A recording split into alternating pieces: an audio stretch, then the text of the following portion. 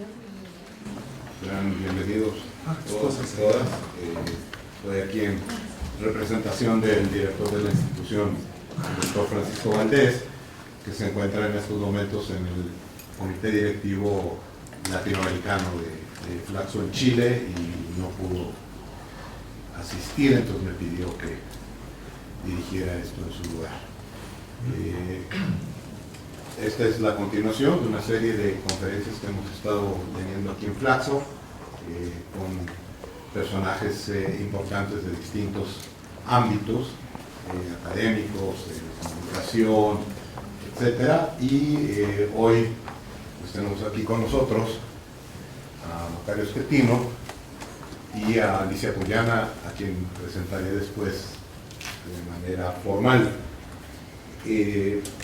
Macario Schettino, va a darnos una conferencia magistral sobre el crecimiento agotador, el problema económico de México y América Latina. Macario Schettino es ingeniero químico, maestro en economía, doctor en administración. ¿Está aprendiendo? ¿Está escuchando? Sí. Sí. Ok. Decía maestro en economía, doctor en administración y candidato a doctor en historia. En el área académica ha sido profesor investigador en el Colegio de México y el Tecnológico de Monterrey, en donde también fue director de investigación y doctorados. Ha sido miembro del Sistema Nacional de Investigadores. En medios de comunicación, ha sido articulista y columnista en El Financiero y El Universal, en donde también fue director de negocios y coordinador de planeación. Él participa en la mesa semanal Dinero y Poder en Canal 11 y en el segmento En la Opinión en el noticiero con Joaquín López Dóriga en Canal 2. Es comentarista en radio en MBS. Ha sido coordinador general de planeación en el gobierno del Distrito Federal y asesor y consultor para asociaciones empresariales, partidos políticos y órdenes de gobierno. Ha escrito una decena de libros acerca de México en temas económicos, políticos y sociales, y otro tanto de libros de texto en temas similares. El orden en que vamos a realizar esto es: primero vamos a escuchar a Macario, después vamos a escuchar el comentario de la doctora Alicia Puyana, un pequeño comentario de reacción, si quiere tenerlo Macario, y después abrimos a algunas observaciones o preguntas breves de parte del público. Macario. Pues muchas gracias. Muy buenos días, muchas gracias por la invitación a Flaxo, a Benjamín por la presentación y a Alicia por el comentario del ratito. La plática se llama Crecimiento Agotador porque ese es el nombre que se me ocurrió, para tratar de explicar qué es lo que estamos haciendo en México y América Latina. Y la pregunta que estoy tratando de resolver es por qué América Latina no crece y sigue siendo desigual. Es una pregunta que yo creo que es interesante porque durante el siglo XX América Latina tiene más o menos el mismo desempeño económico que África.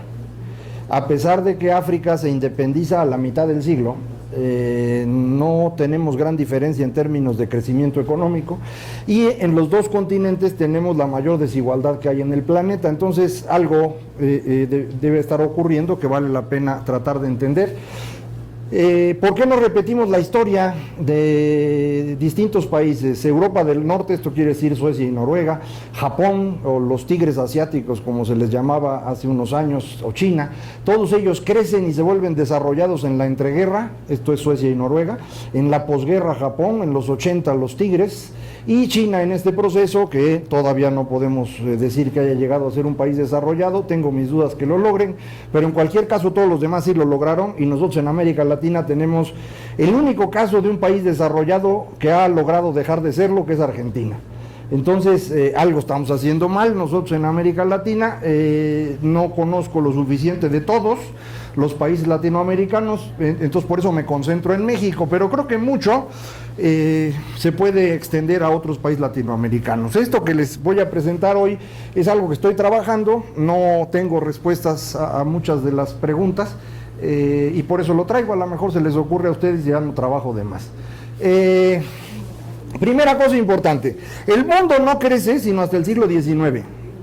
Para nosotros es muy obvio hablar de crecimiento como si esto fuera algo normal. El crecimiento económico es algo que ocurre del siglo XIX en adelante, antes de eso no existía. En el momento que empieza el crecimiento tenemos una distribución del mundo más o menos como la que está ahí. Europa y sus derivados, que sus derivados son fundamentalmente Estados Unidos, Canadá, Australia y Nueva Zelanda. Los imperios del centro-este de la zona, europea, esto es el imperio austrohúngaro, el imperio ruso, el imperio otomano, todavía en esta época.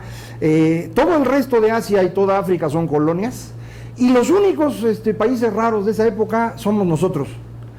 América Latina se independiza, o así le decimos, aunque no sea cierto, en un momento en el cual nadie más está pensando en hacer naciones. De hecho, si ustedes revisan el famoso libro aquel de Hobsbawm, Naciones y Nacionalismo, el único caso que no explica es América Latina, porque si lo intentara explicar le echa a perder todo el resto de la explicación y se le acaba el libro. Entonces, como gente inteligente, mejor no habla de América Latina, tal como nadie sabe dónde está esto.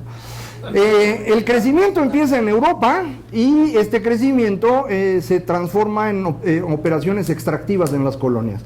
Es decir, conforme va creciendo el centro del mundo, Europa Occidental, empiezan a extraer recursos en las colonias, en Asia y en África, y como son colonias, pues no hay ningún problema. El problema interesante ocurre aquí. Nosotros no somos colonias en ese momento. Y entonces cuando Europa Occidental empieza a requerir materias primas y empieza a extraerlas en Asia y en África, lo hacen como imperios coloniales. Pero aquí no, porque no son los imperialistas aquí. Aquí hay una élite interna, que es la que está controlando esos recursos.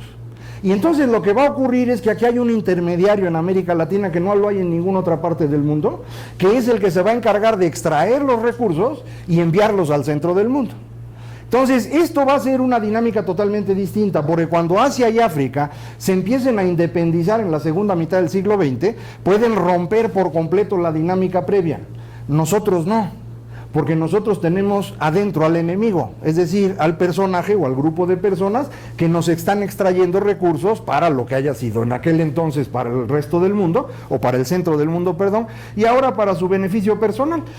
Para tener más claro esto, a lo mejor algunos datos de lo que pasa en el resto del mundo son interesantes. Esta gráfica va poniendo al mundo en montoncitos de 1.000 millones de personas. ¿Cuándo conseguimos 1.000 millones de personas? El primer montoncito de 1.000 millones, en español el nombre correcto es millardo, ¿no? Entonces el primer millardo de seres humanos lo conseguimos en 1820.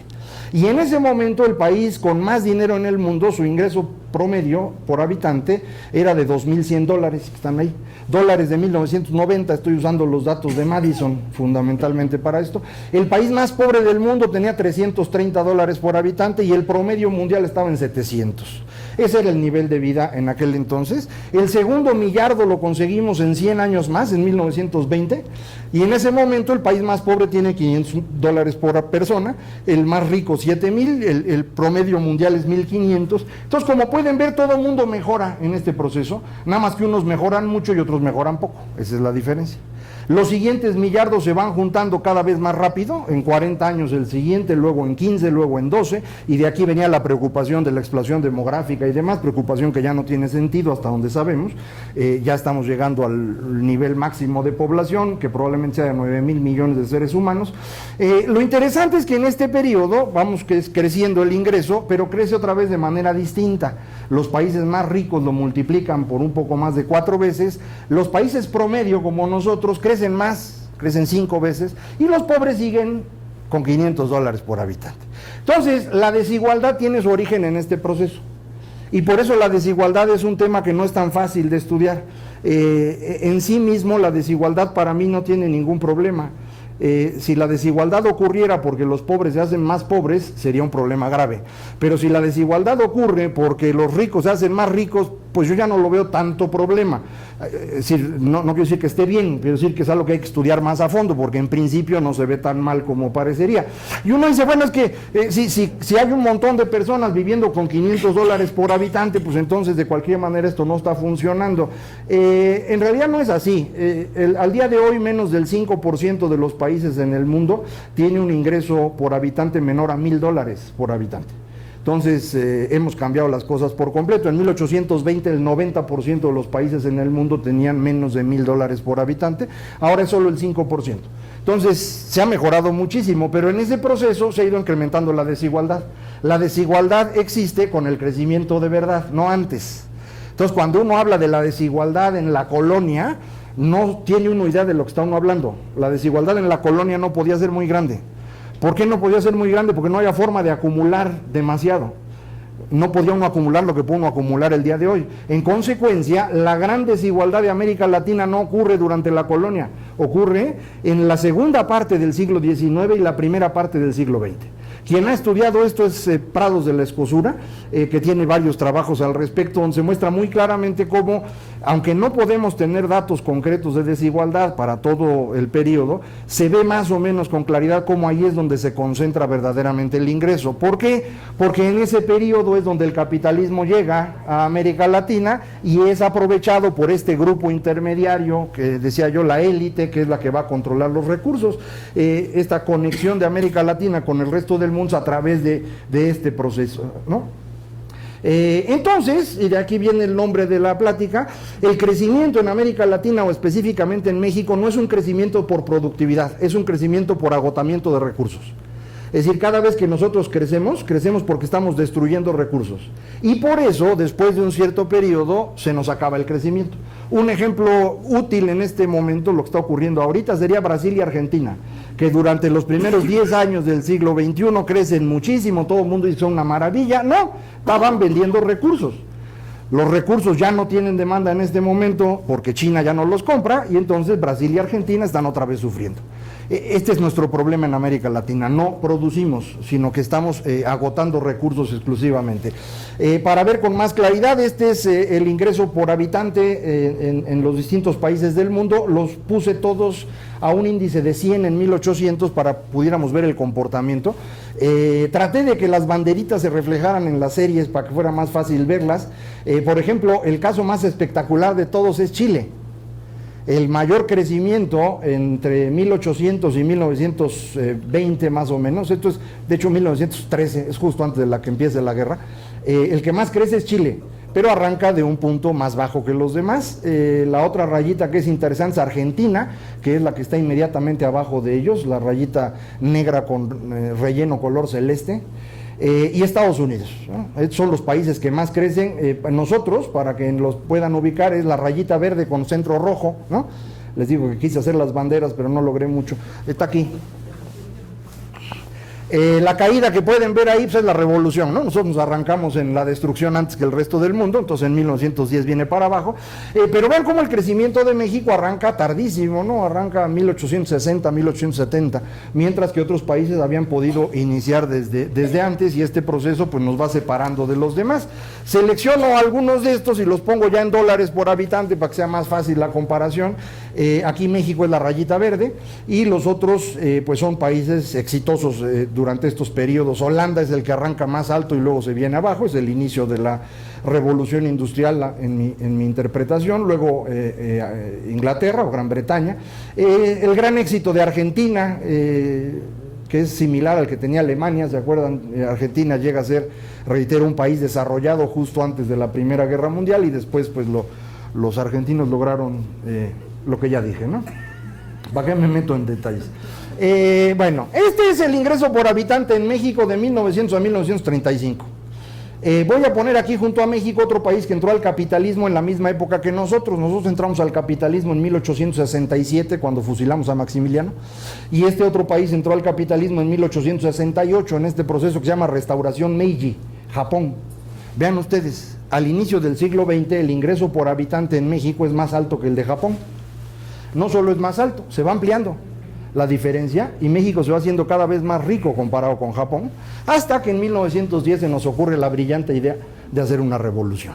Y entonces ahí viene para abajo, y ya que nos estábamos recuperando, viene la Gran Depresión en Estados Unidos y volvemos a caer, y si se fijan, el ingreso por habitante en 1935 es inferior al que teníamos en el último año de Porfirio. De hecho, para recuperar el ingreso por habitante que había en México en 1910, hay que esperar hasta 1938. Son 30 años de estancamiento absoluto producto de esta brillante idea, como decía yo. Bueno, mientras nosotros estamos dando vueltas ahí, Japón va creciendo, no crece mucho, pero crece de manera continua, y entonces esta pequeña diferencia en el arranque se convierte en el largo plazo en esto. 4 veces el ingreso por habitante de los mexicanos tienen los japoneses el día de hoy. Y de aquí mi conclusión es más o menos sencilla: si no hubiéramos hecho nuestra revolución, pues tendríamos un ingreso por habitante 4 veces mayor. Todo el mundo dice, es una simpleza, hombre, pues si necesitaríamos ser amarillos y comer pescado crudo y verduras para hacer eso. No lo piensen en términos de los japoneses, piensen en términos del ingreso de México exclusivamente. Si el crecimiento del porfiriato se hubiese mantenido durante el resto del siglo XX, el ingreso por habitante de los mexicanos hoy sería 3 veces mayor que el que es. Entonces sí fue una tragedia la revolución, no la revolución en sí, sino mi insistencia en que el régimen que se construye como resultado de la revolución es un régimen extremadamente costoso, y eso platico en un ratito más. Pero bueno, comparando el tamaño de México con Estados Unidos, esto es el ingreso por habitante en México comparado con el que tienen los estadounidenses, y como pueden observar, nos hemos mantenido en la franja de entre 25 y 30% de ellos, es decir, un mexicano gana entre 1/4 y 1/3 parte de lo que gana un estadounidense, con momentitos distintos, ¿no? La independencia produce esta gran caída que pueden ver ahí, esto ya lo estudió Coatsworth, por qué nos pasó esto, y hay otras hipótesis, pero el caso es que hasta 1860 podemos empezar a crecer, y nuestro crecimiento durante el porfiriato, pues un crecimiento interesante, que luego con la revolución se viene abajo. Hay una recuperación posterior en el periodo del desarrollo estabilizador, como lo llamamos aquí, y luego el piquito que está ahí, esa es la locura, ¿no? Ese es el momento de la demencia de Echeverría y López Portillo, y luego pagar la demencia, ¿no? Es este triangulito. Pero si ustedes lo quitan si se fijan, en realidad nos mantenemos más o menos en el mismo lugar, entre 25 y 28%, o sea, no hay un gran cambio durante todo ese tiempo, desde los años 60 hasta el día de hoy, estamos más o menos igual, independientemente de si nos toca desarrollo estabilizador, nos tocan locos, nos tocan neoliberales, seguimos del mismo tamaño. Más fácil, este es Estados Unidos, este es el Producto Interno Bruto de Estados Unidos por habitante, otra vez, medido en escala logarítmica para que se vea más fácil, y el crecimiento de México. Y vean ustedes el crecimiento de Estados Unidos, el crecimiento que tiene entre 1890 y 1910, el crecimiento promedio es casi 2%, y es exactamente el mismo que tiene durante todo el siglo XX. Es decir, Estados Unidos, el crecimiento que tiene en el cierre del siglo XIX, inicio del XX, lo mantiene todo el siglo. Nosotros, durante ese tiempo, crecíamos al 2.8%. Si lo hubiésemos mantenido, estaríamos ahí donde indica la raya verde, junto a donde están los Estados Unidos. Y de aquí mi insistencia en ¿para qué se nos ocurrió la revolución? Íbamos bien, ¿me explico? Pero ven lo interesante del asunto. Vamos a ir reproduciendo este mismo fenómeno en distintas ocasiones. Si se fijan, si movemos la línea verde exactamente con la misma pendiente, la movemos al momento que terminó el proceso de la revolución, que es en el sexenio de Cárdenas, entonces el crecimiento sigue siendo el mismo. Crecemos a 2.8% a partir del gobierno cardenista hasta que viene la demencia. Y me voy más al detalle para que lo puedan ver. En todos los momentos repetimos exactamente el mismo proceso. Es decir, nos entra la locura en este pedacito en donde Echeverría y López Portillo gastan de más, viene la crisis, y inmediatamente después de la crisis, los primeros años del sexenio de Carlos Salinas, crecemos otra vez a 2.8%. Hasta que pues no puede administrar el asesinato de Colosio, se viene abajo la economía, e inmediatamente después crecemos a 2.8%. Hasta que llega la recesión en Estados Unidos en 2001 y volvemos a crecer 2.8, hasta que llega la recesión de 2009. Y ahorita sí estamos peor, pero bueno, en este periodo que estamos viendo hasta este momento, todos los crecimientos repiten la misma velocidad, y para mí este es un asunto muy interesante, ¿no? Está el momento de locura, luego crisis, la apuesta de Salinas, que terminó en otra crisis, y las 2 recesiones estadounidenses. Entonces, para mí el siglo XX mexicano es un siglo perdido, es un fracaso el siglo XX. Apostamos por una economía cerrada y dirigida por el Estado, y esto fue un fracaso porque es un fracaso en todas partes del mundo. No hay ningún país en el mundo en donde esto funcione, porque en todos los casos estas economías cerradas dirigidas por el Estado acaban convirtiéndose en economías agotadoras, en destrucción de recursos. No hay incentivo al incremento de la productividad. Cuando hace esto Cárdenas en el 35, uno le puede encontrar alguna lógica, porque en ese momento había poca información sobre otros experimentos similares, o porque en ese momento pues había pues muchas posibilidades de que esta apuesta fuera exitosa. Lo que es absurdo es que después de 1965 alguien haya pensado que esto iba a funcionar. Y esa es la parte que es preocupante, no que hayamos apostado por eso, pues esa es una apuesta y falló, sino después de eso, cómo fue que mantuvimos el mismo proceso. Para verlo más claramente, ingreso por habitante en México desde 1900 hasta 2008, creo que dice esta gráfica, otra vez de 1910 que se va Porfirio hasta 1938 el crecimiento es cero, empezamos a crecer en 1940 prácticamente. ¿Por qué crecimos? Pues por dos razones, una porque llevábamos 30 años sin crecer, entonces en algún momento había que crecer. Y la segunda es esta rayita anaranjada.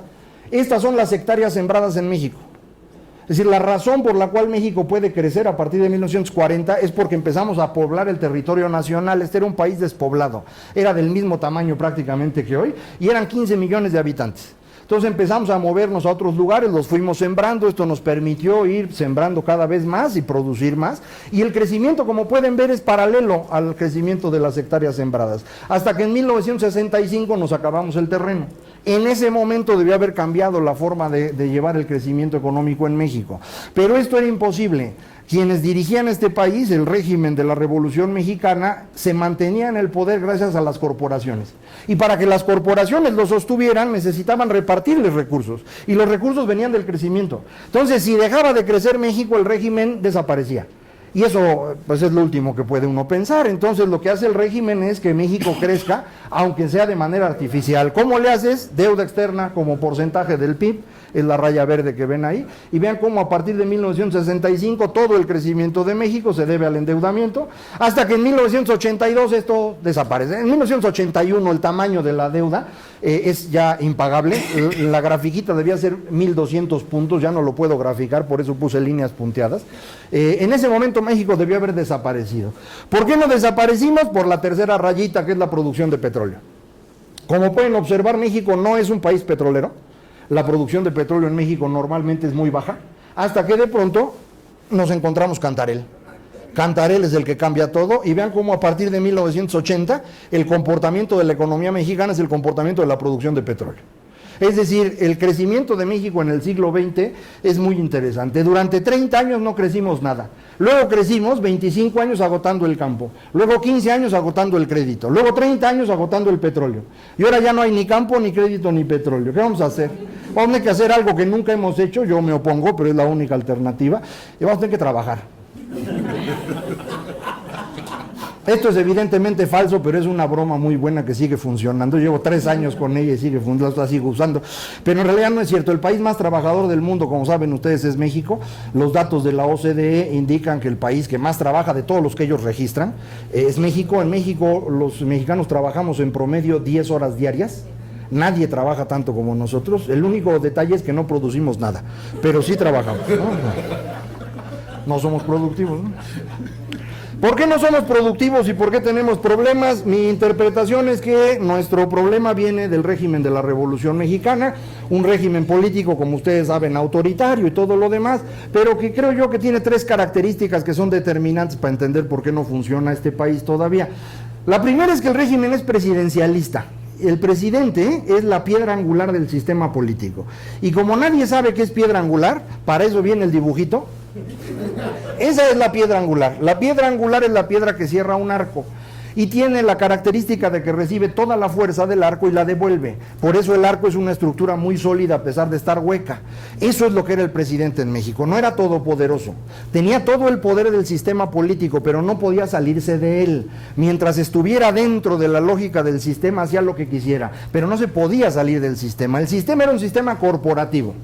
Un sistema corporativo, aunque suene obvio, está hecho por corporaciones. Las corporaciones son organizaciones muy sólidas, muy verticales, porque al interior de una corporación todo el mundo quiere lo mismo. La mejor forma de imaginar una corporación es un sindicato. En un sindicato todos quieren lo mismo, trabajar poco y ganar mucho.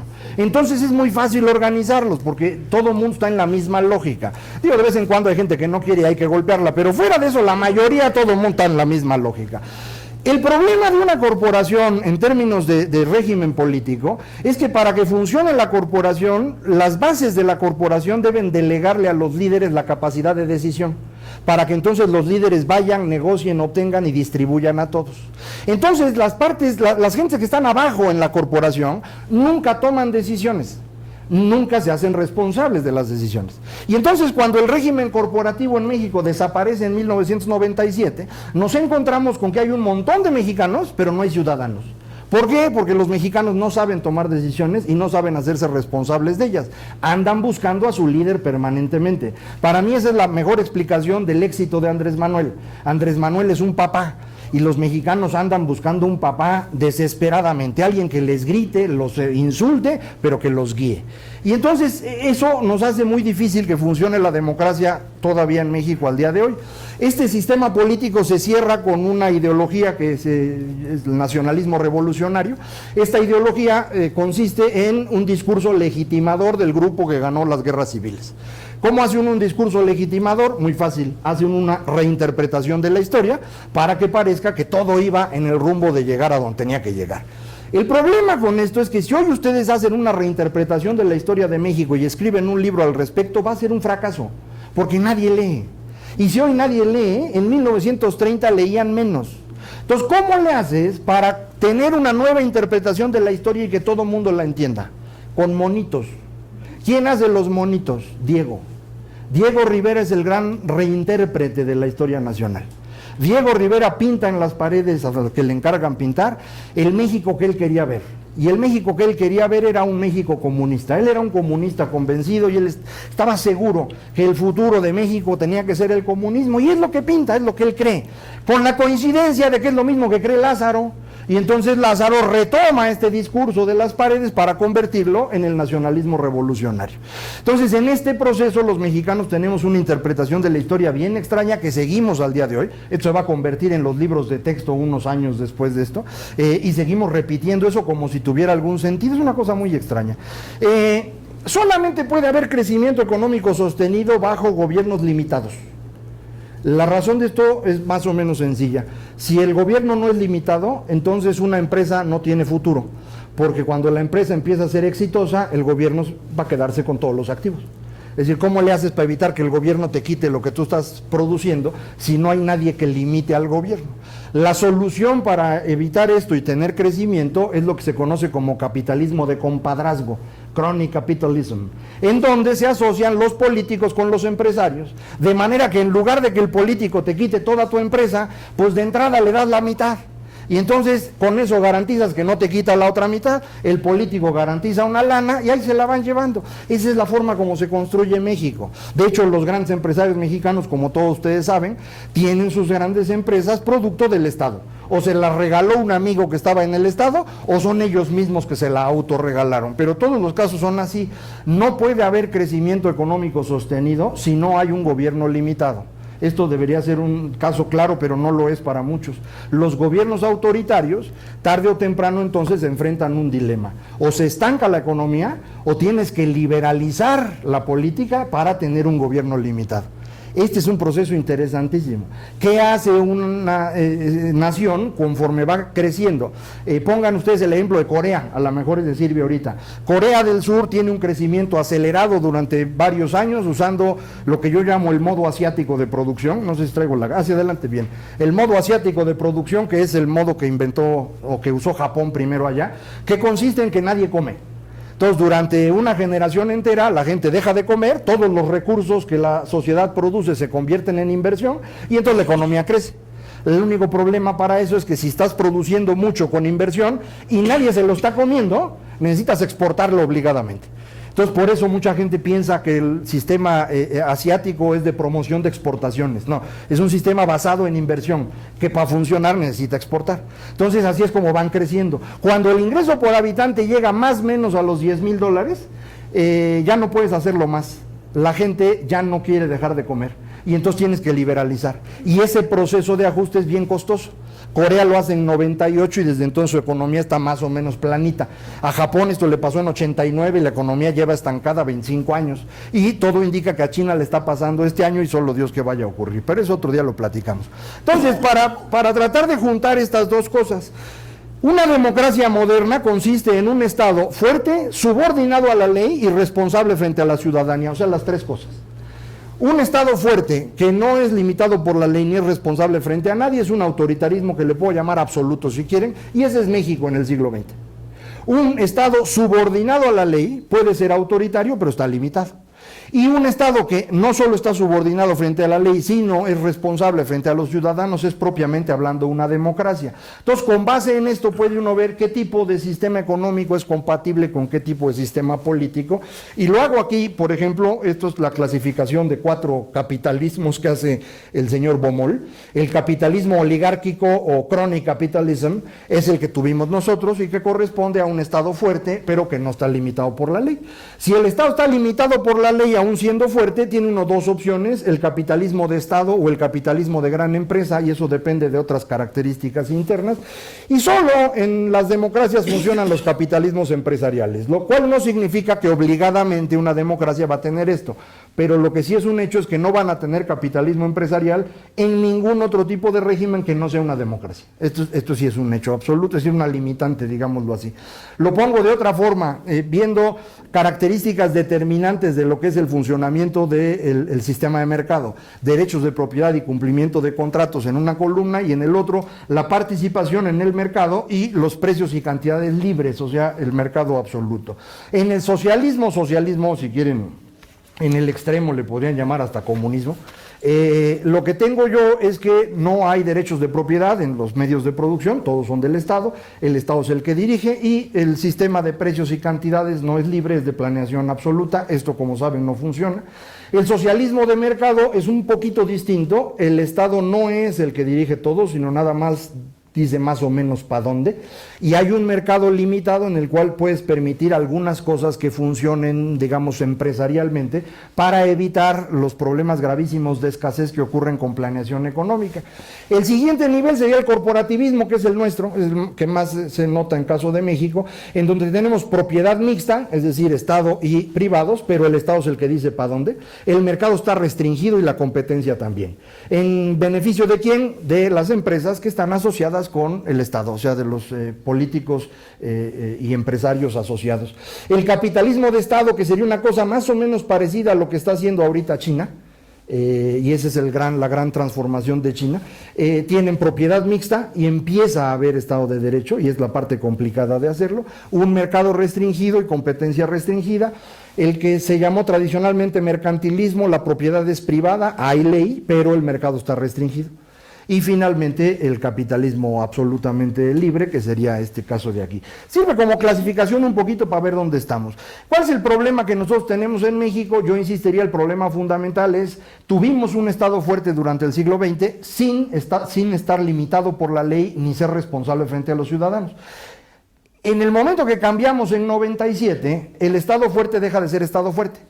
Pero entonces ya no tenemos ni Estado fuerte, ni hay ley, ni hay responsabilidad frente a los ciudadanos. De 97 para acá es una pachanga absoluta.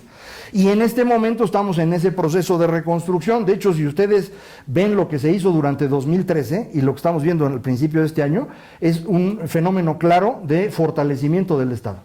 Es decir, lo que se hizo con el Pacto por México y lo que se ha hecho con las medidas más recientes es destruir a todos los grupos que habían captado parte del poder del Estado. Los gobernadores que se habían quedado con un montón de poder ya no lo tienen. En diciembre les quitaron el presupuesto de educación y salud, que es el 85% del presupuesto de cualquier estado, ya no lo tienen. Ya no tienen las elecciones y ya no van a tener fuerza pública. Entonces ya se acabaron los gobernadores. Los empresarios, que eran muy fuertes, ya les llegaron 2 golpes de tamaño monumental este fin de semana, y a los líderes sindicales, pues empezando por el Bester, ya los demás ya ni se mueven, ¿no? Entonces ya se empezó a controlar otra vez, y ahora el problema importante para nosotros es la ley, y este es el problema importante de México. En México no hay ley. Y entonces, si no hay ley, uno no se puede defender, uno no puede limitar a los poderosos. ¿Quiénes son los poderosos? Esos. ¿Y esos poderosos qué hacen? Vivir de ustedes, ¿no? Es decir, porque si no puede uno vivir de los demás, ¿para qué es uno poderoso? No tiene sentido. O sea, uno es poderoso para extraerle rentas a los demás. ¿Cómo nos extraen rentas? Bien fácil. Cada vez que ustedes intentan usar esto y no funciona, el gordo de cualquier manera cobra.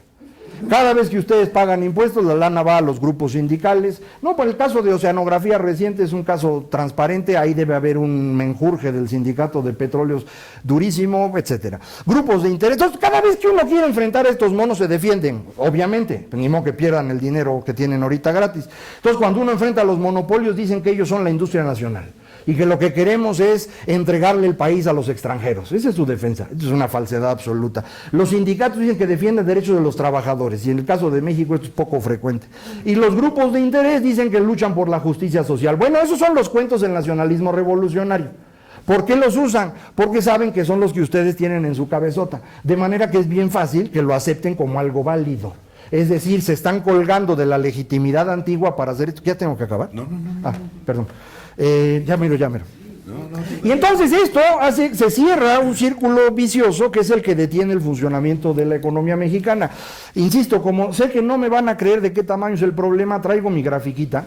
Este es el índice de Estado de Derecho que calcula el World Justice Project. Evidentemente cualquier intento de cosificar el Estado de Derecho en un numerito es medio extraño.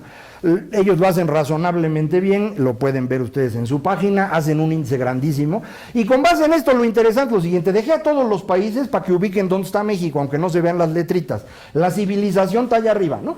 Suecia, Noruega, Nueva Zelanda, Alemania, esos son los países civilizados que ustedes no conocen. Bueno, a lo mejor ya fueron de viaje, pero no nos tocó nacer ahí. Los de color verde son América Latina. México es la raya roja. El Estado de Derecho en México es un poquito inferior al que tiene Guatemala y un poquito superior al que tiene Nigeria. Solamente Venezuela y Bolivia tienen un Estado de Derecho en peores condiciones en América Latina que nosotros. Entonces, cuando uno tiene esto, no se puede hacer nada. Este es nuestro problema de fondo. Y entonces esto hace que sea complicadísimo resolver las otras cosas. Es decir, si lo que queremos es una economía que crezca y que la desigualdad se reduzca, necesitamos un Estado fuerte, limitado por la ley, responsable frente a los ciudadanos, que permite el funcionamiento de un capitalismo razonable, que es el que reduce la desigualdad. ¿Cómo lo sé? Pues porque eso es lo que ha pasado. Estos son los países que tienen mayor ingreso que México. El ingreso se mide en el eje horizontal y en el eje vertical estoy midiendo la desigualdad con el coeficiente de Gini. Para los que no se acuerdan, el Gini en 0 es igualdad absoluta. Eso no existe en la vida real, nos movemos entre 25 y 75. México está en un lugar ya espectacular. México estuvo mucho tiempo entre 55 y 60. Ya estamos en 45, que si se fijan es prácticamente el nivel de Estados Unidos. La desigualdad en México se ha venido reduciendo significativamente durante los últimos 20 años. Nuestro ingreso, pues no tanto. Estas rayitas verticales muestran el doble, el triple y 4 veces el ingreso de México, para que puedan ubicar. Casi nadie está arriba de 4 veces el ingreso de México. Ahí está Luxemburgo, es un caso muy especial. Si hubiera yo dejado a Qatar, también estaría por ahí, nomás que a los países petroleros árabes los quité porque confunden mucho. Y los demás están ahí más o menos, claro, ¿no? Los países europeos que nosotros consideramos exitosos son donde pues a uno le gustaría vivir, tienen entre 2 y 3 veces el ingreso de México y una desigualdad muy inferior a la nuestra, ¿no? ¿A qué deben eso? Pues fundamentalmente a que esos países tienen estados fuertes limitados por la ley, responsables frente a los ciudadanos. No está tan complicado. De cerquita los agrupé por montoncito, eso nomás por ociosidad, porque me gusta agrupar por montoncitos. Y si se fijan, se agrupan por tipo, ¿no? Los países mediterráneos tienen ingresos más bajos. Ahí entre los mediterráneos entró Corea, que no debía estar, pero pues no puedo sacarlo del dibujito. Quitando ese caso, los anglos, que son países más desiguales, todos los países de origen inglés o relacionados con Inglaterra, como Holanda, que como saben es el origen de la monarquía británica moderna, son muy desiguales. Y los países más, digamos, igualitarios son países como los del centro y norte de Europa. Nosotros aquí no pintamos, es nada más para que vieran los demás.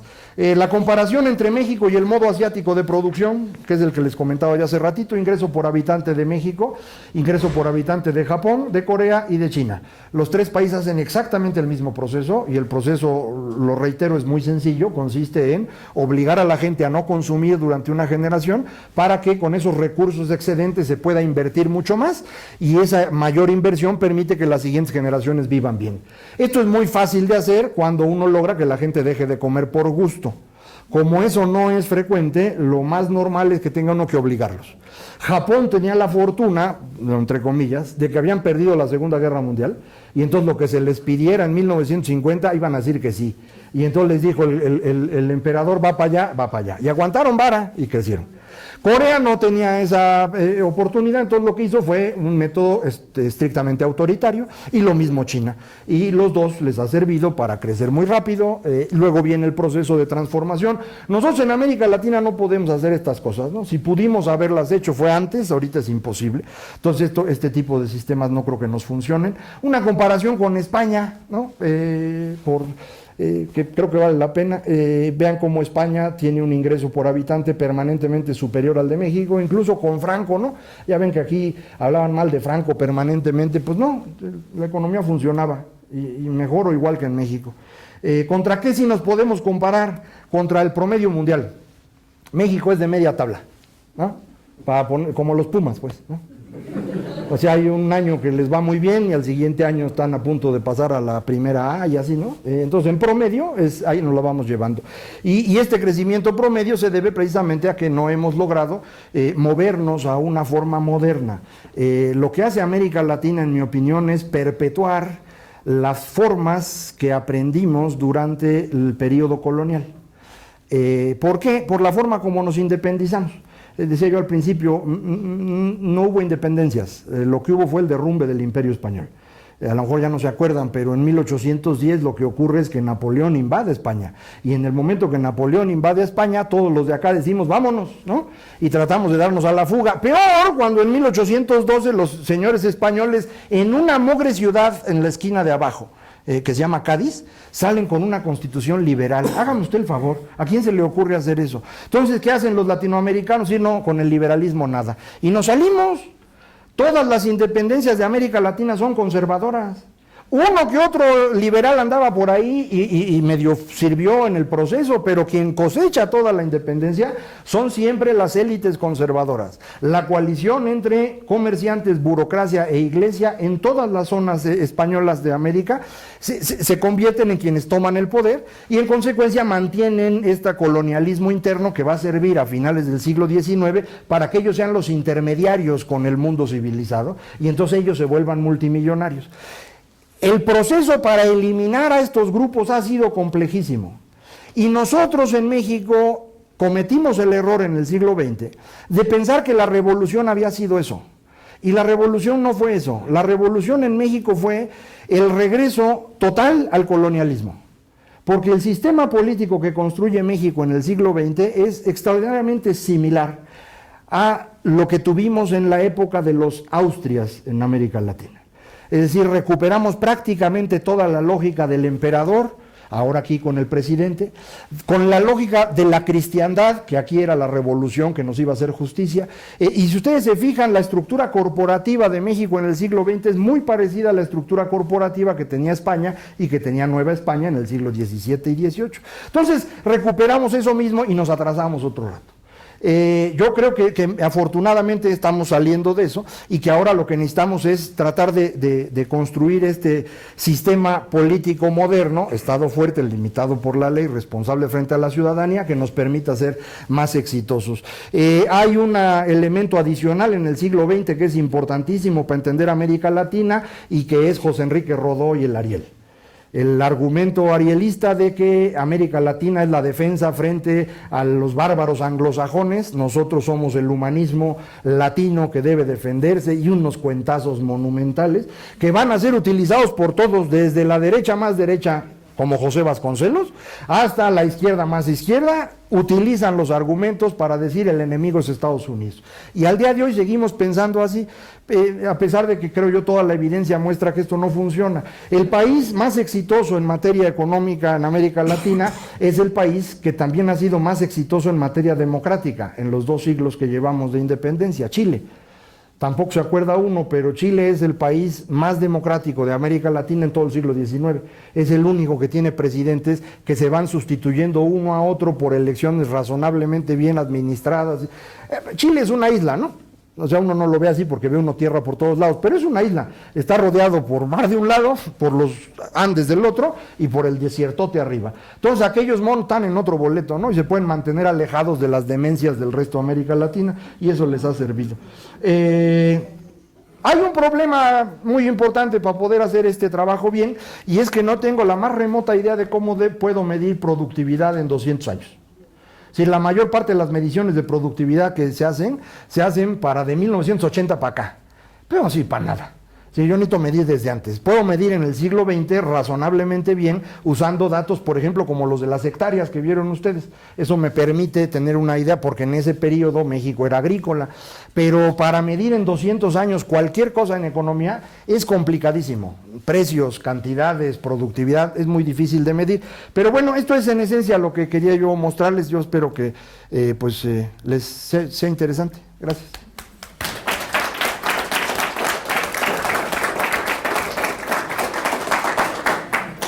Todo suyo. Muchas gracias, Macario, y seguramente se va a tener comentarios interesantes que hacer acerca de eso. Presentar a la doctora Puyana.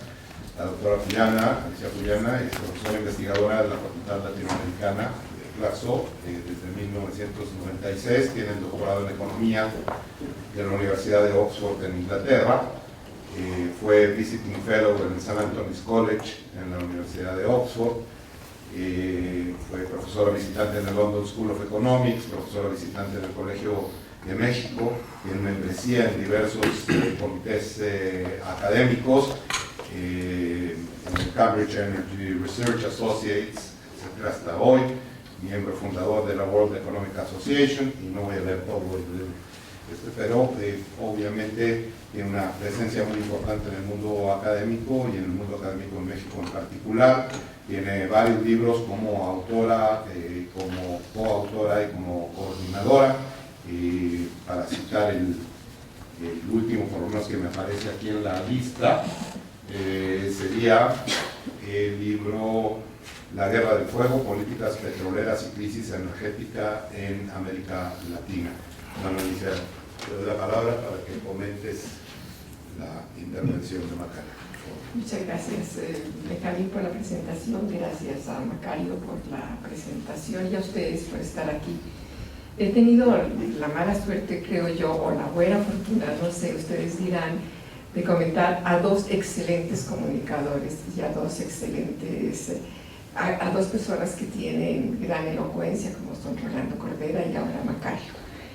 Como ya estoy arribando a la edad de la razón, yo he decidido que me atengo a lo escrito y preparo notas para no improvisar, y en este caso para hacer honor a la presentación de Macario.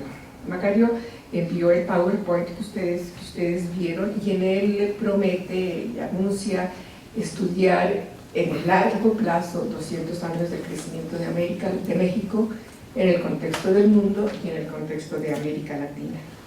Y es una visión que uno debe recibir con beneplácito, que debe ser bienvenida, esa visión de largo plazo del crecimiento, cuando los medios de comunicación ahora nos bombardean con detalles precisos en tiempo real sobre las ganancias o pérdidas de décimas de puntos porcentuales de los indicadores de las bolsas de valores.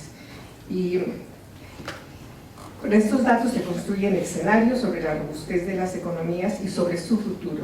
Se crean realidades que no resisten el paso del tiempo y moldean el pensamiento sobre en qué consiste la economía, en qué consiste el crecimiento económico. Y por eso es importante esa reflexión de largo plazo como la propone Macario. Las ganancias en el casino de las bolsas de valores reemplazan el ritmo de expansión de las economías, la transformación de sus estructuras económicas, políticas y sociales, que eso es el crecimiento para mí y ese es el desarrollo. Eso nos debemos preguntar cuando analizamos el crecimiento de nuestras sociedades. Estas transformaciones son el fin de la economía y son observables solo en el largo plazo y tiene que observarse en su unidad. Como le decía Atkinson, observar, por ejemplo, el cambio del Gini, del coeficiente Gini de concentración del ingreso, es similar a ver crecer una flor. Solo en el largo plazo se ven esas transformaciones. Pero con las ganancias de corto plazo se crean burbujas que explotan rápidamente, milagros exportadores como el mexicano, como muchos otros, se hacen grupos de países, los emergentes, los dinámicos, los BRICS, para luego ofrecer esos mercados y sus pingües ganancias a los inversionistas. Por ello es saludable el trabajo de Macario, que nos propone estudiar 200 años de crecimiento de América Latina y de México en relación al mundo y compararlo con otros que sí lo lograron sostenidamente, como son Japón, nos comenta en la Revolución Meiji, Corea, China y muchos otros, y los del norte de Europa. Es una gran empresa, por cierto, que apunta, estimo yo, a estudiar el crecimiento en toda su complejidad. Y Macario propone, y ya nos ha presentado, estudiar los sistemas políticos, los sistemas sociales, el corporativismo, etc. Es muy complejo y es una tarea grande y yo le deseo mucho éxito en ese proyecto. Yo me limitaré a comentar algunos aspectos económicos, ese es el sesgo de mi profesión. Para muchos autores, por ejemplo Heltman, para ellos el crecimiento es un misterio y ninguna teoría o modelo lo explica cabalmente si no es complejo. Ni los de crecimiento endógeno ni los de crecimiento exógeno lo explican. Heltman, Hockney y muchos otros debaten los modelos de crecimiento más frecuentemente aplicados uno a uno y los consideran incompletos, a veces de limitado valor explicativo y sin ningún valor predictivo. De allí que sea interesante el trabajo que hoy discutimos. Pero es necesario conocer los marcos de referencia a utilizar para aclarar en el caso de México y de América Latina ese misterio del crecimiento. Algo nos dijo Macario, yo no lo pude descifrar del PowerPoint, pero queda todavía por la mecánica, la dinámica y los propulsores del crecimiento nos explican. ¿Y cómo entonces responder a las preguntas centrales que plantea Macario? ¿Por qué América Latina no crece y es desigual? Y también para hacer el contrapunto necesario para responder su segunda pregunta, ¿por qué América Latina y México no repiten la historia de Europa del Norte, de Japón, de los tigres o de China, que crecen y se vuelven desarrollados entre la guerra, la posguerra y los años 80 y los inicios del siglo XXI? Al afirmar que el crecimiento se inicia en el mundo en el siglo XIX, yo creí que Macario simplemente establecía el horizonte temporal de su estudio y no afirmaba que no hubo crecimiento económico en el antes del siglo XIX. En su presentación entendí que yo entendí y que sí afirma que no hubo crecimiento antes del siglo XIX. Que sí creció el mundo y muchas regiones lo confirman: el crecimiento de la población, el avance técnico y científico, y que hicieron posible y sostuvieron ese crecimiento de la población. Los viajes de Marco Polo y Colón refrendan el avance en navegación y en construcción de navíos y crecimientos en productividad. Lo ratifican también los adelantos en irrigación en Asia y en América Latina, o la pujanza de las ciudades-estado italianos, o miles de años antes de nuestra era, la domesticación de los animales equinos o vacunos y el surgimiento de las ciudades. Esto suponía el crecimiento de las sociedades, grandes aumentos en la productividad del trabajo para mantener la población que no era agrícola. Insisto este punto por su relevancia con las preguntas que plantea en su exposición Macario. Las etapas que se determinen para el estudio pueden influenciar la identificación de los catalizadores del crecimiento y en forma más general del desarrollo, como lo sugería arriba. La relevancia de establecer si hubo o no crecimiento antes del siglo XIX emana de la vinculación que se establece en la primera pregunta de Macario entre la trayectoria del crecimiento y la de la desigualdad, y él afirma que entre aquel y esta hay una relación positiva y estrecha, para sugerir por una parte que América Latina tiene una desigualdad no merecida, desigualdad de verdad, ya que su crecimiento no la respalda, y por la otra que en el siglo XIX América Latina se hizo desigual porque creció. Si nos atenemos a estudios de historiadores, yo no lo soy, sí hubo crecimiento en los tiempos de la colonia, crecimiento que no ayudó a España, que padeció todos los síntomas de la enfermedad holandesa. Las rentas de la gran riqueza minera convirtieron a España en sociedad rentista e importadora de bienes de Inglaterra, Francia y los Países Bajos. Y rentistas también son las sociedades latinoamericanas que emergieron de la independencia, como lo manifestó ahora Macario. Por otra parte, existen testimonios de la gran desigualdad establecida por la corona al otorgar tierras y hombres y explotación de minas a los conquistadores y a los colonizadores.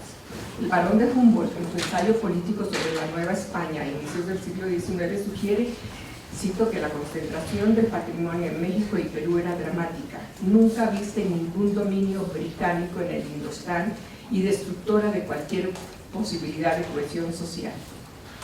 Esa naturaleza destructiva de la gran concentración de la riqueza de América Latina, heredada de la colonia, resurge 2 siglos más tarde en trabajos sobre América Latina o generales sobre el mundo, en Nancy Bernstein y muchos otros. Estos estudios, entre otros, sugieren que la concentración de la riqueza, al ir apareada con la concentración del poder político, altera los procesos políticos, da a las minorías de los pudientes un poder mayor que el de la mayoría de la población. Esas minorías poderosas logran políticas que benefician a expensas del crecimiento y bienestar de toda la sociedad. Estas políticas, cito un trabajo de 2002 del Fondo Monetario Internacional, pueden recrear e intensificar la desigualdad y constreñir el crecimiento, osificar el sistema político, consecuencias negativas de largo plazo económicas y políticas. Por eso hoy la Unión Europea, la OECD y Estados Unidos plantean la urgencia de revertir en sus países la desigualdad, el incremento de la desigualdad que han experimentado desde los años 80. En estos trabajos la desigualdad es factor que limita el crecimiento y la igualdad un requisito para acelerarlo y no viceversa, como es el planteamiento de Macario. A mayor desigualdad, menores pueden ser las tasas de crecimiento y para reducir la pobreza por el goteo se demanda mayor crecimiento, es decir, se crea así un círculo vicioso. La desigualdad desalienta la emulación, el esfuerzo, las inversiones indivisibles y puede anular el efecto sobre el crecimiento de las inversiones en capital humano, por ejemplo. Particularmente negativa es, según Bellinger y Olinto, 12 analistas del Banco Mundial, es la concentración de la propiedad de la tierra, la característica latinoamericana desde siempre. Partir de gran desigualdad impide el crecimiento, no al contrario. China suele ser un ejemplo para debatir estos puntos. Aquí basta recordar que China inició sus reformas y el sendero de gran crecimiento a partir de un PIB muy bajo y un Gini de concentración igualmente bajo, que según Ravalior y Cheng, en 1980 fue apenas del 28%, de los menores en el mundo y muy inferior al de México y toda América Latina. El crecimiento acelerado chino sí ha incrementado la desigualdad y reducido en gran proporción la pobreza. Para estos autores, el crecimiento de China no coincide con el aumento de la desigualdad. Esta crece o se acelera cuando el crecimiento se estanca y la reducción de la pobreza y de la desigualdad en las áreas rurales chinas ha sido grande y explica la trayectoria nacional. La igualdad sería, entonces, un elemento a considerar cuando se establecen los periodos para analizar la trayectoria del crecimiento, como detonante o como freno, y no como un efecto únicamente como se nos planteó ahora. Entonces, América Latina era rica y tremendamente desigual social, racial y políticamente antes del siglo XIX y antes de la independencia, según el Barón de Humboldt y otros. Las guerras de independencia significaron la destrucción de la riqueza y la interrupción del comercio con Europa. La independencia no implicó, y también está de acuerdo con ello Macario, la independencia no implicó cambio del modelo de desarrollo. Las nuevas élites en el poder comerciaron lo mismo que las anteriores, ya sin la intermediación española. La ideología de las élites criollas triunfantes de las guerras de independencia, en la ideología de las élites criollas triunfantes en las élites de independencia, la soberanía popular y la ciudadanía eran indispensables para el ejercicio del poder político, pero la ciudadanía cobijó solo a la élite masculina, ilustrada y con solvencia económica, lo cual significó en realidad crear ciudadanos iguales en medios de gran desigualdad y perpetuar el status quo en un equilibrio de gran concentración de la riqueza, bajo ingreso y bajo crecimiento, un círculo vicioso que se repite hasta nuestros días. Mi propuesta analítica sería entonces la desigualdad general de América Latina, particularmente de México y Perú, por ejemplo, según Humboldt, al iniciar el siglo XIX, fue un factor negativo al crecimiento. En el siglo XIX el modelo económico instaurado y prevaleciente hasta bien entrado el siglo XX fue de continuación que no de ruptura del esquema del modelo liberal en lo comercial, de especialización en materias primas agrícolas y sometido a repetidos vaivenes de precios y caídas de los precios y los términos de intercambio, cuyos efectos negativos sobre el crecimiento son conocidos y discutidos continuamente por muy variadas escuelas del pensamiento económico. Propuestas que Leandro Prados de la Escosura discute y rechaza. Él sugiere que sí hubo crecimiento y debate los que han asumido que después de la independencia y hasta 1870 no hubo crecimiento. Él sugiere que sí hubo crecimiento y que el crecimiento y el liberalismo comercial pudieron haber elevado la desigualdad. Acepta que el crecimiento generado por el comercio exterior no se distribuyó equitativamente, diría yo, incrementando la desigualdad preexistente, no destruyendo o menguando una igualdad que nunca existió. Plantea Macario que México y América Latina apostó en el siglo XX por una economía cerrada y dirigida por el Estado, estrategia que fue un fracaso como todas las naciones que intentaron lo mismo. El modelo de economía cerrado parecería, según Macario, ser la causa del estancamiento de la economía latinoamericana y de todas las que lo intentaron, casi cito. Como política pública institucionalizada plenamente con todo el compendio de instrumentos, estímulos, aranceles y privilegios en favor de las manufacturas, no cubre todo el siglo XX, solo desde la final de la Segunda Guerra Mundial. Anteriormente, la industrialización fue el resultado de los cierres del comercio o del crecimiento de la capacidad de la economía doméstica, como ocurrió en México, Brasil y Argentina a finales del siglo XIX e inicios del siglo XX. La protección y la industrialización fue una estrategia que adoptaron todos los países para acelerar el crecimiento de la economía. Lo adoptó Inglaterra en pleno liberalismo económico y los Estados Unidos luego de la independencia. De allí que Hamilton, el secretario de Finanzas de George Washington, aconsejara la necesidad de proteger el mercado nacional para desarrollar la economía. Cito: no hagas lo que los ingleses prescriben hacer, haz lo que los ingleses hacen.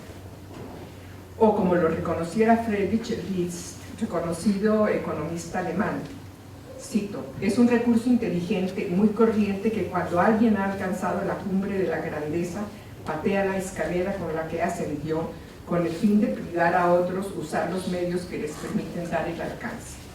Este es el secreto de la doctrina cosmopolita de Adam Smith y de las tendencias cosmopolitas de su gran contemporáneo William Pitt, así como todos los sucesores de las administraciones del régimen británico. Cierro comillas. Con la apertura y el modelo que se estableció después de 1982, a propósito de la guerra, de la crisis de la guerra, se ateó la escalera en América Latina y en muchos otros países. La industrialización dirigida por el Estado más moderna la emprendieron Japón, como nos dijo Macario, desde la instauración Meiji a inicios del siglo XX se fortaleció. Corea y Taiwán, Singapur y Hong Kong a partir de los años 50, además de las nuevas repúblicas de Asia y África. En los asiáticos fue más dirigista que en América Latina, según nos dice Albert Fischer. Ellos no era que escogieran winners, como se dice, sino que los creaban. Y México y Brasil crecieron, dice Albert Fischer, más en los años 50, inicios de los 60, que los tigres asiáticos. Entre 1900 y el 2012, los años de mayor crecimiento en Brasil y México y el conjunto que Madison representa como los 8 países más grandes de la región fueron precisamente 1945 y 1982. Para Argentina el crecimiento de ese periodo fue el mayor registrado desde 1900 hasta 1982, solo 0.9 puntos porcentuales inferior a la gran expansión posterior a 1982. Mientras que en 1945 y 1982 los países crecieron más que los Estados Unidos, después de las reformas y hasta el 2012, esa convergencia se revirtió y solo Chile, con el magro crecimiento del 1.7, superó la tasa estadounidense del 1. Difícilmente podremos decir que lo que se llama la economía cerrada fue un fracaso. México en 1982 llegó a la mayor cercanía en su economía con Estados Unidos, y ya aquí se alcanza a ver en los gráficos que Macario presenta. Después del 82 y hasta el 2012 apenas creció al 0.3%, la más baja desde 1900, México, ¿verdad? Tuvo también la productividad del ingreso, la productividad laboral más alta hasta 1982 y la acumulación de capital hasta 1982 más alta, y crecimientos de productividad que no se han repetido. Yo no quiero hacer la apología de la sustitución de importaciones, está plagada de problemas y errores, especialmente la discriminación a la agricultura, pero de todas maneras creo que vale la pena comentarlo esto en referencia o en relación a lo que hemos oído. Quizá no haber cerrado la economía entre la independencia en 1945, como lo hicieron Estados Unidos o Japón, sea la causa del bajo crecimiento y del incremento de la desigualdad en América Latina, y no al contrario. Cuando América Latina volvió al modelo hacia afuera o exportador y a la inserción en el mercado mundial en base a materias primas, a raíz de las reformas respuesta a la crisis de la deuda, el cambio fue muy radical y más acelerado que en los otros países de África, Asia. La rapidez e intensidad del cambio y la reforma se atribuye a la menor fortaleza que en América Latina tuvo el Estado desarrollista, instaurado en los años 50, vale decirlo, con el apoyo de las instituciones multilaterales y los países desarrollados. Esa menor fuerza tiene que ver con la temprana independencia y las diferencias tan enormes con la ola de independencias de los años 50 y 60, que resultaron en muchos casos de guerras de liberación nacional y dieron luces a configuraciones estatales muy diferentes a las establecidas en América Latina.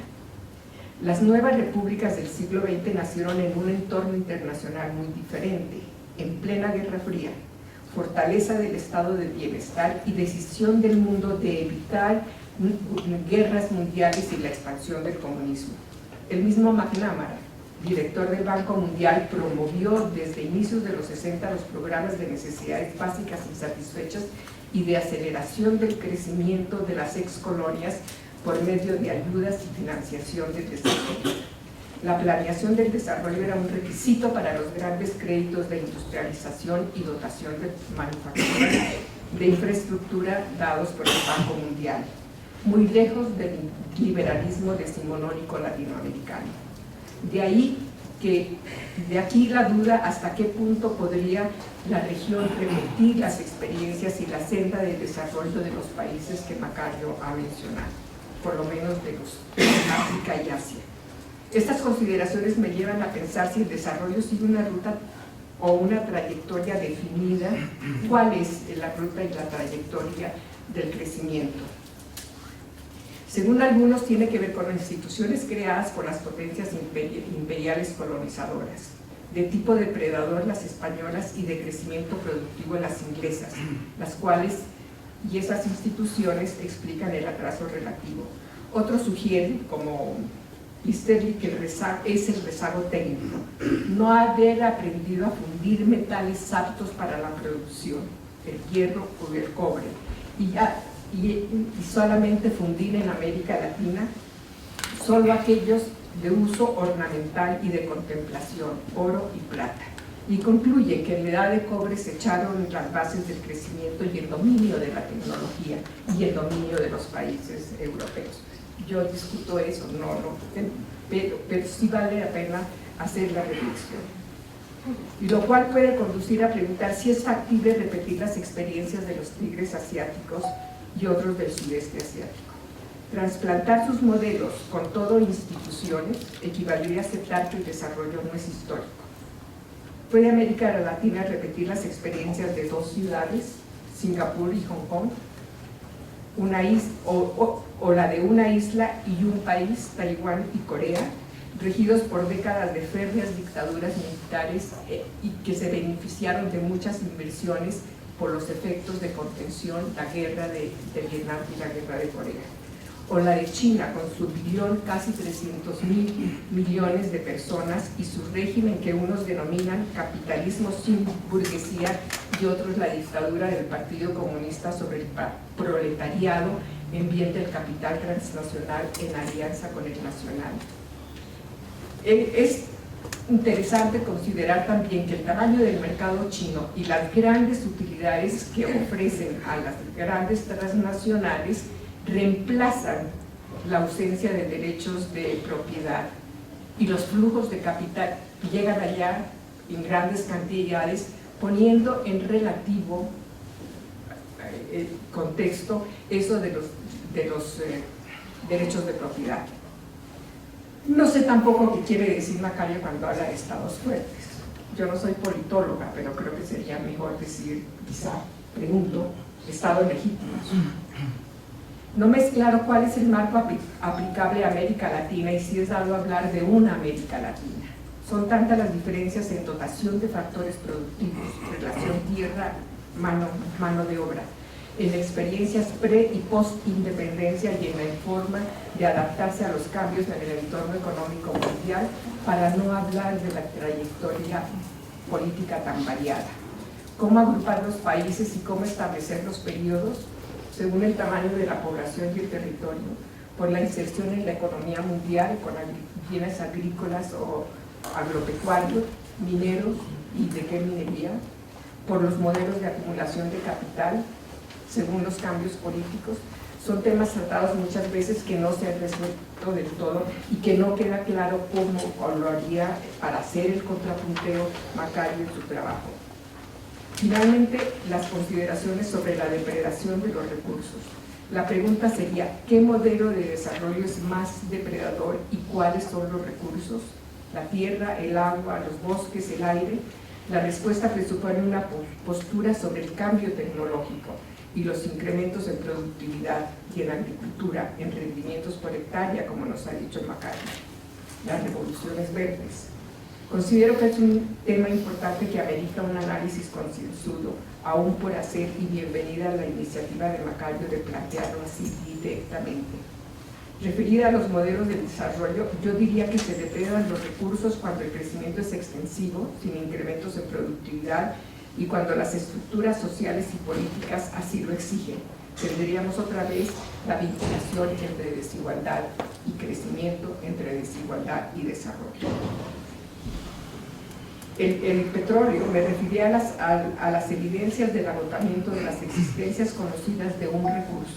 El petróleo en México, como lo mencionó Macario, Cantarell fue en su momento el descubrimiento más grande en aguas someras en el mundo. Sus reservas se calculan entre 17 y 20 mil millones de barriles y su plena explotación se realizó cuando México en 1985 produjo un poco más de 3 millones al día. La producción se aceleró a 0.3 millones y hacia el 2003 empezó a decaer. La vida útil de las reservas cayó de casi 50 años, un poco exageradas, así creo, a solo 10 por la gran presión a exportar y la extracción de las utilidades a Pemex y no reinvertir para ampliar las reservas, derivado del modelo liberal. Anteriormente el petróleo se dedicaba casi exclusivamente al mercado nacional y el ritmo de extracción venía dado por el ritmo de crecimiento del producto. Si el mundo es un referente, podríamos decir que no se agota ese recurso. Se agotan los campos conocidos, los por conocer no sabemos cómo son. En el mundo, en el año 2012, había 5 veces más reservas que en 1960, cuando se estimaba que el mundo tendría petróleo solo para 18 años. Hoy hay reservas casi para 100 años. No obstante que entre 1960 y el 2012 se hayan consumido más de 1,5 millones de barriles de crudo, 1 billón, es decir, millón de millones, 5 veces más que las reservas existentes en 1960. Si en México se depredó ese recurso fue en el modelo hacia afuera y por falta de inversiones para exploración. Es decir, con las variedades que impone el trayecto recorrido y la globalización y por la captación de renta y para permitir un gasto público alto con mínima carga tributaria para el gran capital. Esperemos la culminación del trabajo del doctor Schettino para ver si las dudas, por lo menos que las que tengo yo, sobre los factores del crecimiento y del desarrollo se disipan y comprendamos finalmente el carácter de la relación entre desigualdad, crecimiento y agotamiento de recursos. Muy gracias.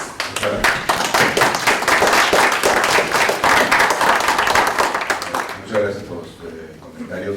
Aprovecho, agrego una pregunta general que tiene que ver con cosas que dijo también la doctora Cuyana.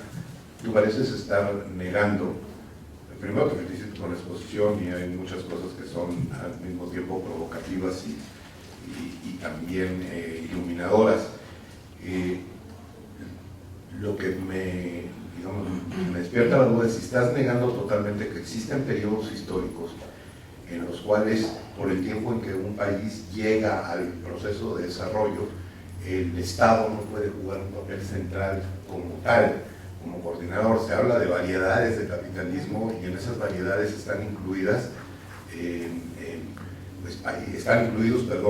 países en los cuales el Estado ha jugado un papel central en periodos de desarrollo histórico rápido, sobre todo cuando tienen necesidad de equilibrar el poder que tienen ciertos países en el mercado, como era el caso de Inglaterra después de la Revolución Industrial. No sé si Alemania, Francia, Italia y demás hubieran podido tener algún tipo de desarrollo propio si no hubiera un papel del Estado tan central. Y cuando uno piensa en Japón, pues no piensa nomás en un mercado libre, ¿verdad? Tú dices se les prohibió consumir o se les bajó el consumo y demás. Bueno, pues eso fue por un papel interventor del Estado, que lo hizo así, podría tal vez haberlo hecho de otra manera. La pregunta es simplemente si estás diciendo que estás defendiendo una política pública en la cual lo mejor que se puede hacer en todo momento y en toda situación, dejar al mercado que sea el que determine la acción económica de los actores. ¿Ya voy? No. De hecho, se puede ver muy fácil en esta figurita. Hay todas estas opciones. Y no es frecuente que un país mantenga una de estas durante mucho tiempo. De hecho, el arranque de Gran Bretaña o de Francia pues es esencialmente mercantilista, ¿no? y uno puede argumentar que el modo asiático de producción, como le llamo yo, es un capitalismo de Estado. Y nosotros fuimos corporativos durante un tiempo, pero no somos los únicos que lo han hecho. Entonces no, hay muchas opciones distintas. Mi argumento es que una economía cerrada dirigida por el Estado, como la que se apostó en México y en muchas otras partes del mundo durante el siglo XX, en los años 30, nunca funcionó, y creo que eso es más o menos claro, porque en todos esos casos nos estamos refiriendo a estados más o menos de los primeros 3 renglones: socialismos o comunismos, socialismos con algo de mercado y corporativismo, y estos son los que fracasaron con toda claridad. No me refiero a otros casos distintos, a lo mejor tengo que aclarar eso mejor. Que si hubo crecimiento antes del siglo XIX, depende cómo lo quiere uno medir, ¿no? Si quiere uno comparar en serio, no hay crecimiento. Si quiere uno encontrar crecimiento antes del siglo XIX, sí se puede, es cosa de buscarle, ¿no? Por ejemplo, primero no tenemos datos que sean útiles. Las mejores estimaciones, las de Madison, nos dicen que el ingreso por habitante que había en el año 1 con Augusto se recuperan en Europa más o menos a mediados del siglo XVI. Entonces, entre el año 1 y el siglo XVI tenemos una caída, que es el periodo donde Asia es un poquito superior a Europa. El mejor estudio que yo conozco al respecto es el de Ian Morris, que se llama East and West. Y ese es muy útil porque trata de calcular el comportamiento de las economías usando 4 variables distintas: la capacidad de controlar energía, la capacidad de controlar información, las capacidades militares y las capacidades de construir ciudades. Usando estas 4 fuentes de información construye un índice, digamos, de desarrollo desde 15.000 años antes de hoy. Es un trabajo bastante decente, con muchos problemas, como era obvio, pero es bastante decente y sirve para ver esto. Creo que lo que acaba de comentar Alicia es muy útil para entender por qué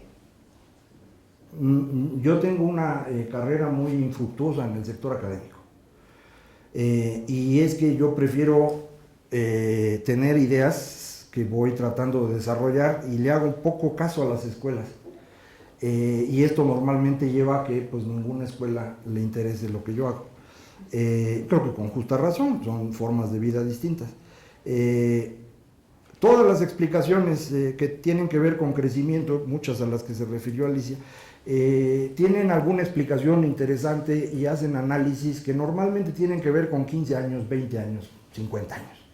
Así no entiende uno mucho.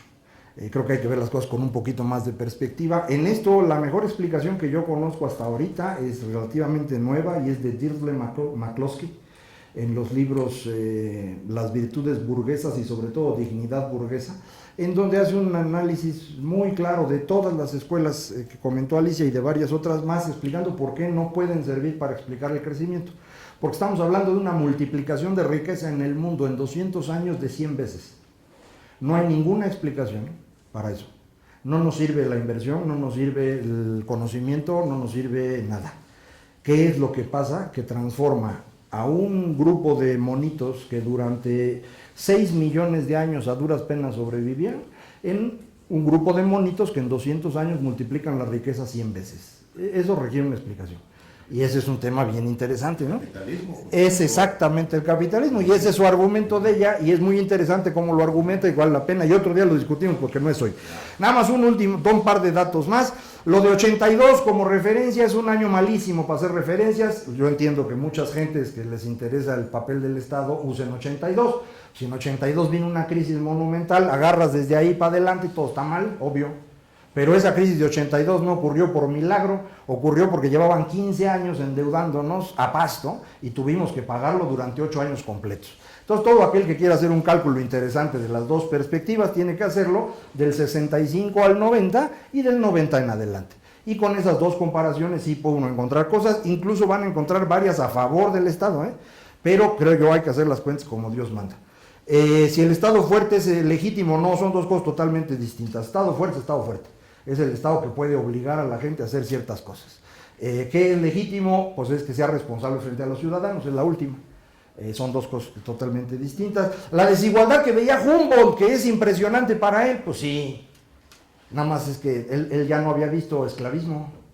Lo que vio aquí fue esclavismo, pero lo podía haber visto en cualquier otro lado si hubiera ido. Entonces, tampoco es una cosa tan espectacular, ¿no? Creo que eso es una falla continua en los análisis que hacemos sobre distintos periodos, que es el anacronismo.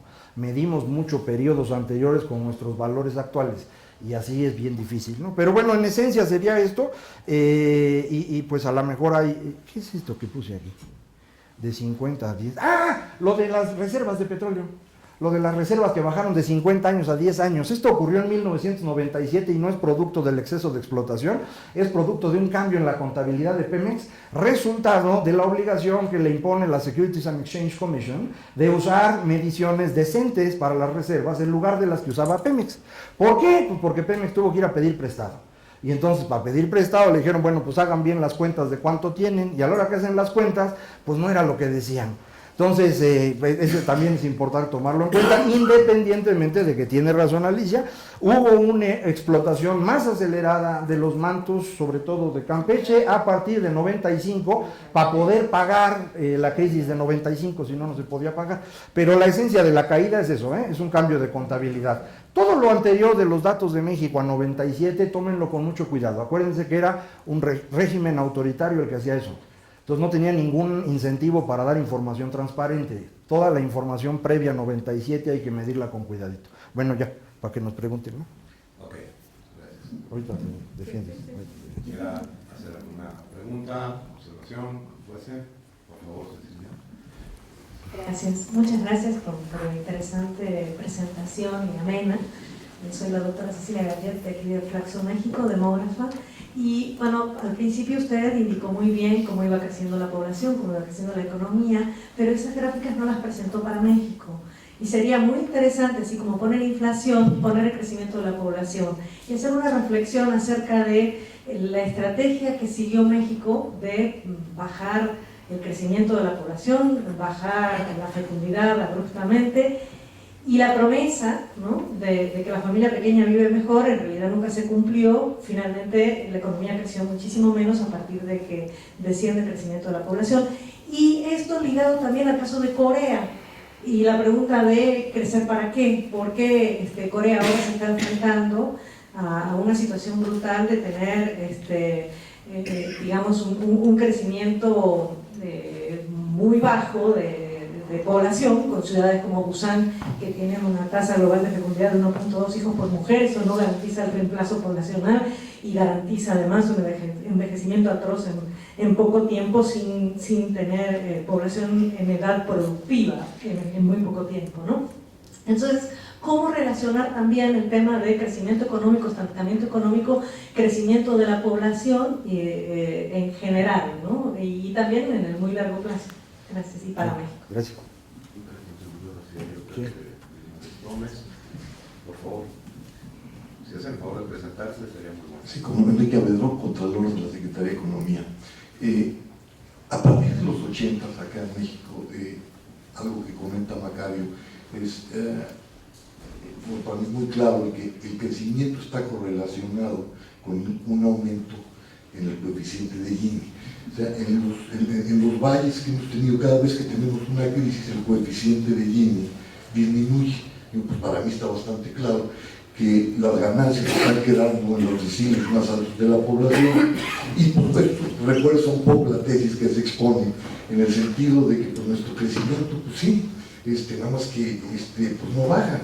¿Qué podemos hacer para poder correlacionar el crecimiento con una disminución del coeficiente de Gini, y podernos acercar un poco a lo que pasa en algunos países europeos que tampoco tienen coeficientes de Gini muy pequeños? Lo que pasa es que ellos sí los bajan considerablemente después de la obtención de ingresos y a la hora del gasto público. ¿Qué podemos hacer para mejorar el gasto público y poder ayudar a disminuir este coeficiente de Gini aparejado con el crecimiento económico? Gracias. Por favor. Gracias. Mi nombre es José Velasco, también soy el delegado de la Secretaría de Economía del Estado de México. Gracias por la invitación y gracias por la discusión. Mi pregunta concretamente sería relativa a la reforma energética, es decir, ¿qué tan buen futuro tendremos los mexicanos en los próximos 10 años, derivado de, obviamente es un periodo incierto porque no conocemos las leyes secundarias, pero sí bajo la pura teoría de que vamos a a poder tener un ambiente para generar más empleos, para poder a lo mejor no tener gas y petróleo más económico, pero dejarlo de importar, y de esta manera sería un activador de la economía interna.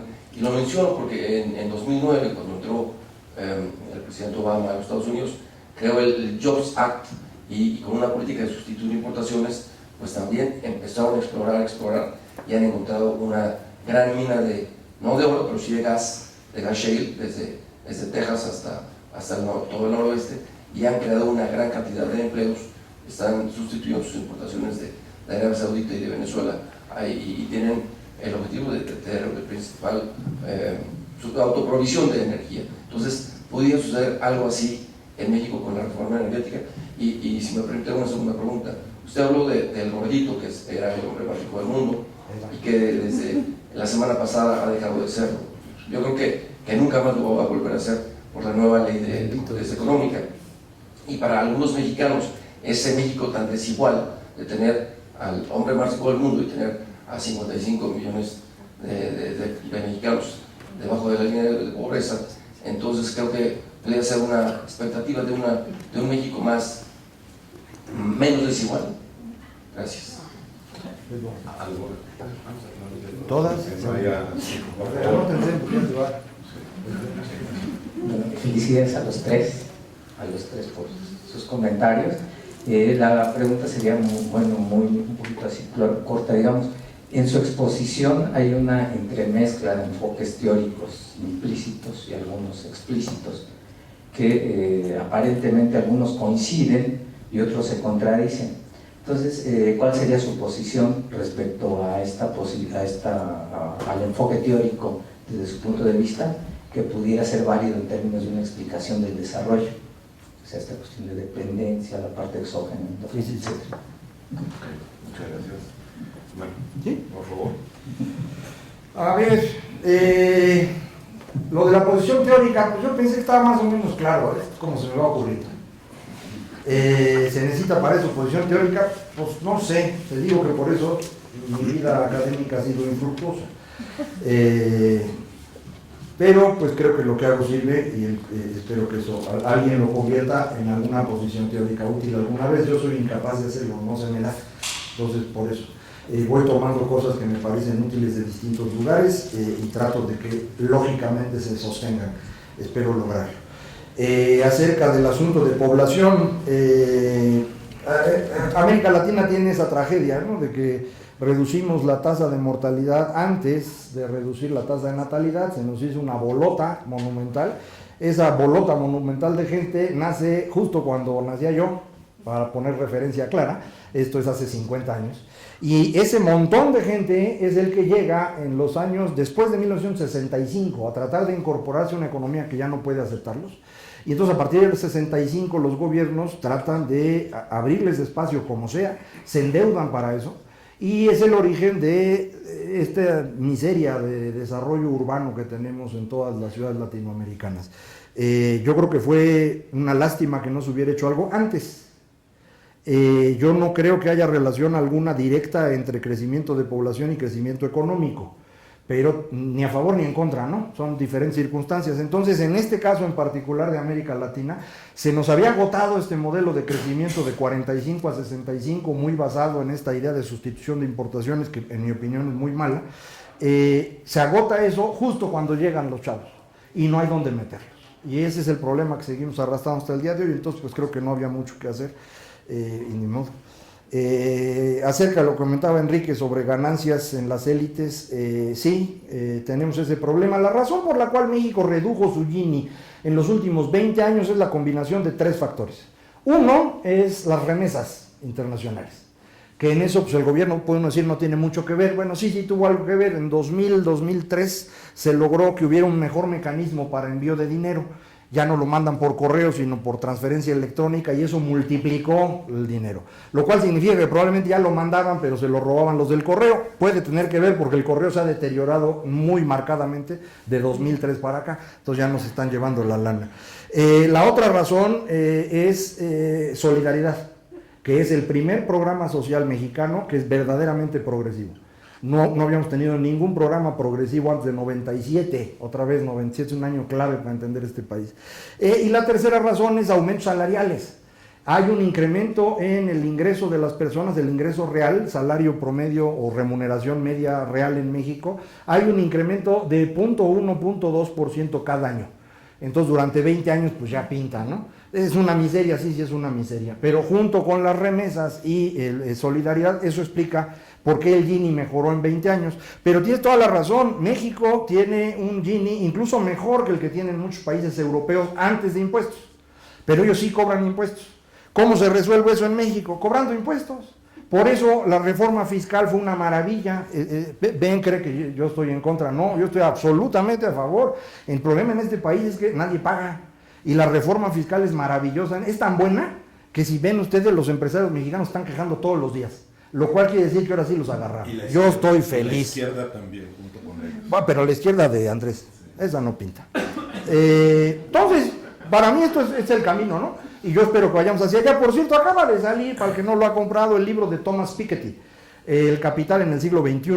El libro ya ha salido en francés, pero ya salió en inglés, salió el lunes. Yo lo compré ayer y llevo la cuarta parte. Entonces todavía no lo acabo, pero está muy bueno. En la cuarta parte que llevo, ahí les encargo. Además, él es más cercano a la posición de Alicia que a la mía, ¿no? Y está muy bueno el libro. Léelo, está bueno. Y luego decía el señor Velasco acerca de la reforma energética, que si va a servir, pues tengamos fe en que así sea, ¿no? Yo creo que es mejor la reforma energética como estábamos antes, sin duda. Ojalá lo hubiéramos hecho antes. Nuestro problema de reforma energética no es que México exporte más petróleo y se haga rico, es que haya energía suficiente para que este país crezca. Estamos atascados, no tenemos gas. Ya no han venido inversiones al Bajío y a Jalisco porque no hay gas para que se instalen. Entonces necesitamos poner un gasoducto que viene de Texas a esa zona para que pueda haber inversión extranjera nuevamente. Ese gasoducto lo tiene que hacer Pemex desde hace rato, ya lo están haciendo, ya empezó la licitación, hasta donde yo tengo entendido, otra vez con mano negra, los Ramones se llama esta cosa, y es determinante para el futuro de este país. Entonces hacia allá es donde yo creo que vamos a tener mucho éxito. Acerca del efecto del Jobs Act de Obama, pues exactamente el contrario. Es decir, el avance la revolución energética en Estados Unidos está ocurriendo por completo afuera del gobierno. Cuando llega Obama, lo que dice es vamos a poner energías alternativas y los foquitos y las cosas estas del aire y demás, no sirve para nada eso. Fue una tragedia financiera brutal, entre otras alguna empresa que quebró y costó $500 millones la quiebra. Todo lo que están produciendo de gas shale y ahora de petróleo shale es producto de inversionistas privados que se juegan la vida en eso, y a los que les va bien se hacen multimillonarios y el gobierno les cobra algo, ¿no? Que yo creo que es un buen procedimiento y que ojalá aquí en México lo hagamos así, pero no. Obama es buenísimo para es como yo, habla bonito y todo y no hace nada. Ahora sí puede usted volverme a atacar. No, nunca lo ataqué. Cortito porque ya se enojó. No, yo tengo que sí. Dice que cortito. Yo no, sí, ya. Un poco el comentario o la pregunta de Benjamín relacionada con lo que expliqué antes. Y lo que decía Macario, en el mercantilismo realmente sí hubo, y mucho después, y cuando nosotros ubicamos el capitalismo, ¿no? El inicio del capitalismo fue en el siglo XIX o fue a finales del siglo XIV, siglo XV. ¿Verdad? Es una buena pregunta. Entonces, Enrique VIII estableció lo primero que podría decirse la intervención del Estado para conducir el crecimiento de Inglaterra mucho antes de Enrique VIII. Sí, varios siglos antes. Antes del 19. Sí, Sí. mucho antes de la revolución industrial inclusive. ¿Qué dijo él? No exportar las materias primas de lo que se puede producir. No importar los bienes industriales manufacturados que se pueden producir en el país. Exportar los bienes manufacturados que se han producido en el país e importar ciencia y tecnología. Estableció así lo que sería posteriormente la conducción del pudor de la economía inglesa. ¿Por qué insisto en que los periodos se hacen, claro, para mostrar lo que uno quiere demostrar? Yo tomo el 82 porque realmente ahí viene el quiebre del sistema, que venía mal, que venía todo lo que usted quiera. Pero el sistema, el régimen cambia, inicialmente con la crisis de la deuda, posteriormente con todas las reformas estructurales, la liberalización y el Telex. Y fue una reestructuración fuerte, profunda, no solamente en México, sino en América Latina, con diferente ritmo e intensidad, que cambió las relaciones entre el capital y las relaciones sociales de la sociedad y el Estado, las relaciones entre el capital y el trabajo, y las relaciones entre los diferentes tipos de calidad y de tipo de trabajo. Fue un cambio esencial. Entonces sí vale la pena decir cómo fue antes de ese gran cambio y después de ese gran cambio. Yo creo que el Estado, sí hay diferencia entre Estado fuerte y Estado legítimo. Estado fuerte es aquel, Macario decía, que logra imponer las normas sin dictadura. Es decir, que las normas, las reglas, las instituciones se acepten porque se consideran justas y legítimas. No, yo lo digo. Por eso te pregunté la diferencia, porque fuertes son también las dictaduras, pero no son legítimas. Y llega un momento en que ya no pueden imponer sus normas, ¿verdad? Las reservas de Pemex, yo también sugerí, fueron exageradas en 1900. Las primeras nociones, el manejo de López Portillo de las reservas fue exagerado. Luego cambiaron, pero se redujeron a 18, se redujeron en un 20% las reservas que habían sido después de cuando se pusieron las normas internacionales de monitoreo de eso. Inclusive así, lógicamente, la depredación del Cantarell y del petróleo fue muy grande. Por eso. Ahora, las reservas no se pierden, simplemente pasan de probadas a probables o a posibles.